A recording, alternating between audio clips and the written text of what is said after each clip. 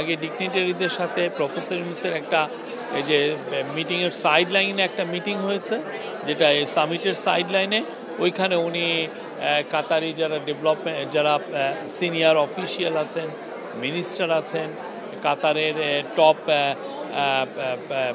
ডিগনিটারি যারা আছেন তাদের সাথে কথা হয়েছে, এবং বিদেশের থেকে অনেকে আসছেন, অনেকে মিনিস্টার আসছেন, যারা ডিগনিটারি এখানে আসেন তাদের সাথে ওনার একটা প্রথম দিকে একটা মিটিং হয়ে গেছে, যেটা ছবি আপনারা দেখেছেন যে আমরা শেয়ার করেছি। তারপরে 9টার পরে যেটা হয়েছে যে সামিটটা শুরু হয়েছে। সামিটে খুব ওপেনিং সেশনেই প্রফেসর ইউনূসের একটা বড় বক্তৃতা ছিল। উনি 20 মিনিট, 3 জন ওপেনিং সেশনে মূলত বক্তব্য করেছেন 4 জন। কাতারের একজন মিনিস্টার, কাতারের যে আমিরের বোন শাইখা হিন্দ বিনত হামাদ আল থানি, উনি খুব ইনফ্লুয়েন্সিয়াল, উনি কথা বলেছেন। উনি কাতার ফাউন্ডেশনের প্রধান, তো উনি কথা বলছেন। আর বাইরের থেকে কথা বলেছেন আমাদের chief adviser professor Muhammad Yunus, এবং আপনি জানেন ব্রিটিশ অ্যাক্টর, খুব নামকরা অভিনেতা ইদ্রিস আলবা। ইদ্রিস আলবার সবচেয়ে বড় জিনিস হচ্ছে ইদ্রিস আলবা কিন্তু বড় বড় ফিল্মে তো করেনও, অ্যাট দ্য সেম টাইম উনি কিন্তু আফ্রিকা ওয়াইড একটা চ্যারিটি করেন। এই চ্যারিটিটা খুব নামকরা একটা চ্যারিটি। তো ইদ্রিস আলবার সাথে একটা কোশ্চেন অ্যান্সার সেশন হয়েছে, আর প্রফেসর ইউনূস 20 মিনিটের একটা বক্তব্য দিয়েছেন। ওনার বক্তব্যর মূল বিষয়বস্তু ছিল যে কিভাবে মাইক্রো ক্রেডিট এবং সোশ্যাল বিজনেস কিভাবে মানুষের জীবনকে ট্রান্সফর্ম করে, সেটা বাংলাদেশেই হোক আমেরিকাই হোক, এই পুরো বিষয়টা উনি তুলে ধরেছেন, এবং এটা কিভাবে মানুষকে হোপ যোগায় এই জিনিসটা। উনি এটাকে আরও যাতে মানুষ যাতে এটা দোরগোড়ায় যাতে পৌঁছে যায় পৃথিবীতে, যাতে সোশ্যাল বিজনেস আরও আমরা শুরু করতে পারি। সোশ্যাল বিজনেসের মূল যে কনসেপ্ট, যে স্পেসিফিক একটা ইস্যু ধরে, একটা প্রবলেম ধরে, প্রবলেমকে সলভ করার জন্য একটা সোশ্যাল বিজনেস করে, এগুলো নিয়ে উনি 20 মিনিটের একটা, আমি বলি যে চমৎকার একটা ভাষণ দিয়েছেন।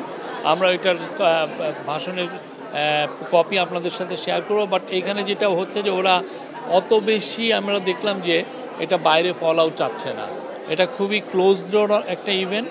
বাট প্রচুর বাইরে থেকে প্রচুর লোক আসছেন, আফ্রিকার অনেক লিডার আসছেন, অনেক মিনিস্টার আসছেন এই। আর এখন উনি জাস্ট ওপেনিং সেরিমনি শেষে উনি এখন ওনার সাথে উনি কল অন করছেন হচ্ছে কাতারের যে কুইন, হ্যাঁ কুইনের, কাতারের যে কিং শেখ তামিম আল হামাদ আল থানি, তার মা শেখ মৌজা, আপনি জানেন শাইখা মৌজার সাথে, এবং শাইখা মৌজার মেয়ে শাইখা হিন্দ, যিনি এইটা আর্টনা সামিটের মূল উদ্যোক্তা, ইনাদের সাথে একটা মিটিং হচ্ছে। এই মিটিংটার বাংলাদেশ এবং কাতারের মধ্যে সম্পর্ক আরও সুদৃঢ় করার জন্য এই মিটিংটা খুবই বড় একটা ভূমিকা পালন করবে।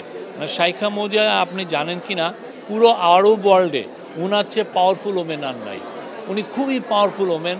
উনি একক নেতৃত্বে এই কালচারে কাতারে বা পুরো আরব ওয়ার্ল্ডে যেই ধরনের কালচারাল এস্টাবলিশমেন্ট করেছেন, এটা অতুলনীয়। কাতারে যে দেখবেন যে ইসলামকে নিয়ে যে একটা বড়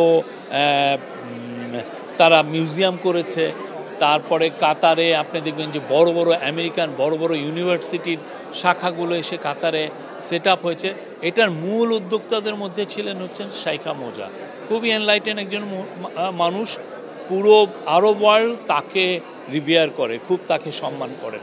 তো আজকের এই মিটিংটা আমরা মনে করছি যে কাতার আর বাংলাদেশের মধ্যে যে দ্বিপাক্ষিক যে ইস্যুগুলো আছে, যেগুলো নিয়ে আমরা বলছি, সেটা নিয়ে আমরা অনেক আরও এটা উত্তরোত্তর আরও সামনের দিকে আরও আমাদের বৃদ্ধি পাবে, এবং এটা আমাদের, আমি মনে করব যে আমাদের সুদৃঢ় হবে আমাদের ইয়েটা। এই মিটিংটা খুব ইম্পর্টেন্ট ছিল।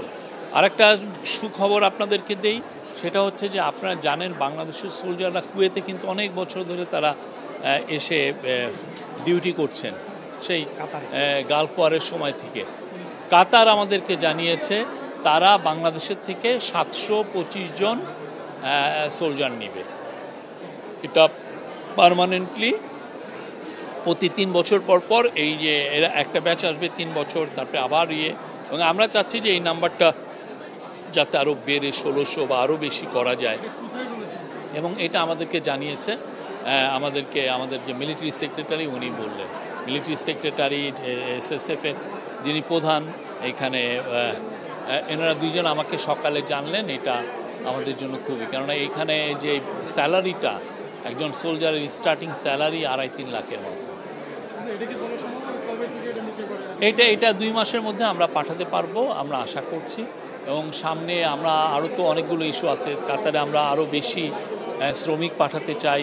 কাতারের সাথে আমাদের আজকে আরেকটা বড় মিটিং হচ্ছে, কাতারের এনার্জি মিনিস্টারের সাথে আমাদের একটা বড় মিটিং হবে। সেখানে চিফ অ্যাডভাইজার নেতৃত্ব দেবেন। সেখানে আমাদের যে energy adviser doctor Fouzul Kabir Khan, উনি থাকবেন। আমাদের এনার্জি সেক্রেটারি আছেন।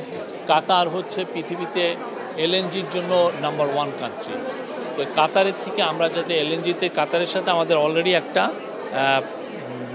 এগ্রিমেন্ট আছে, এটা লং টার্ম এগ্রিমেন্ট, কিন্তু আমরা চাচ্ছি আরও অনেক বেশি LNG আনতে।